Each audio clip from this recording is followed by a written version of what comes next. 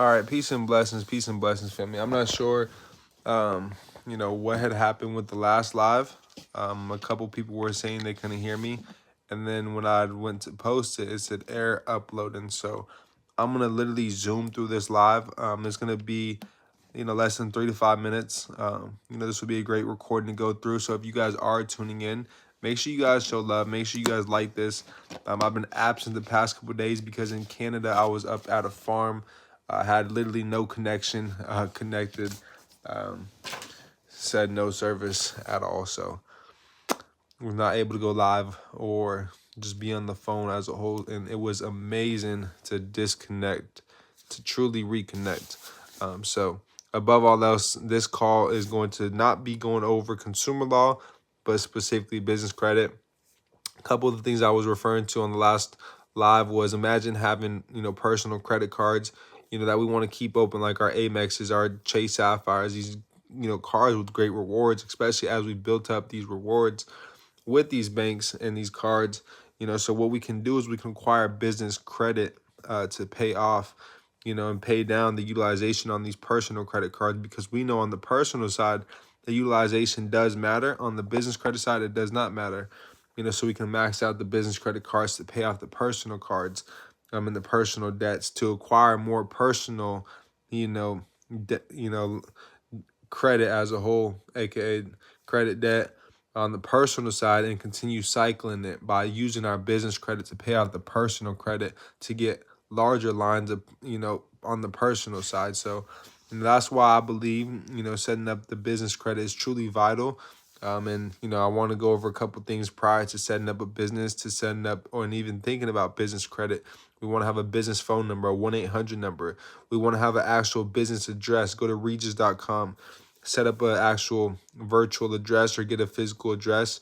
And where when these lenders, as you guys go apply for business credit, are looking at your information, they see, actual legitimate address. They see a 1-800 number.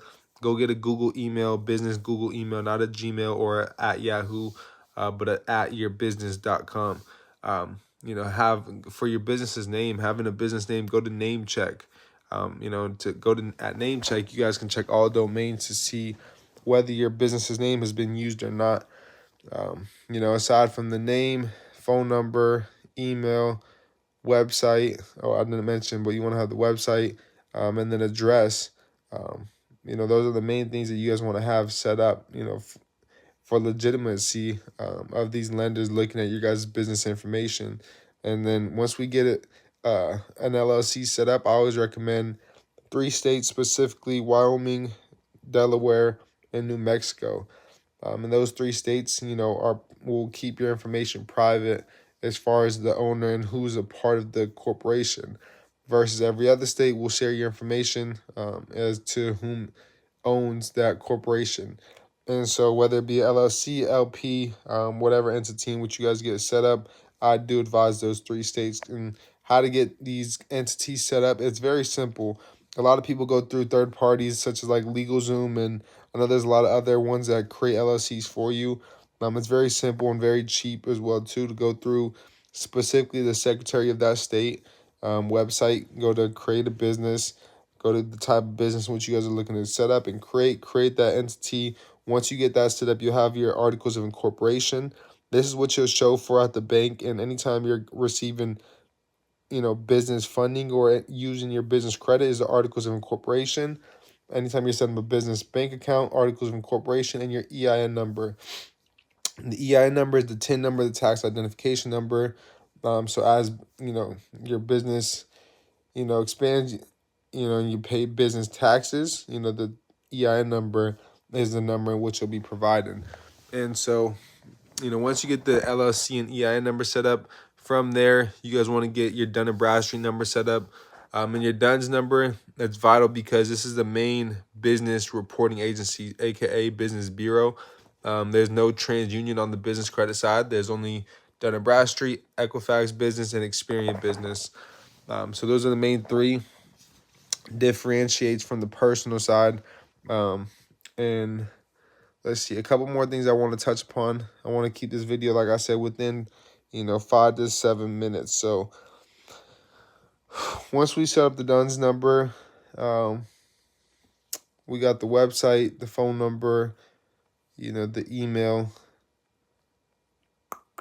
Regis.com is where we're going for the virtual address. Remember that name check, so we're checking the name and the domains.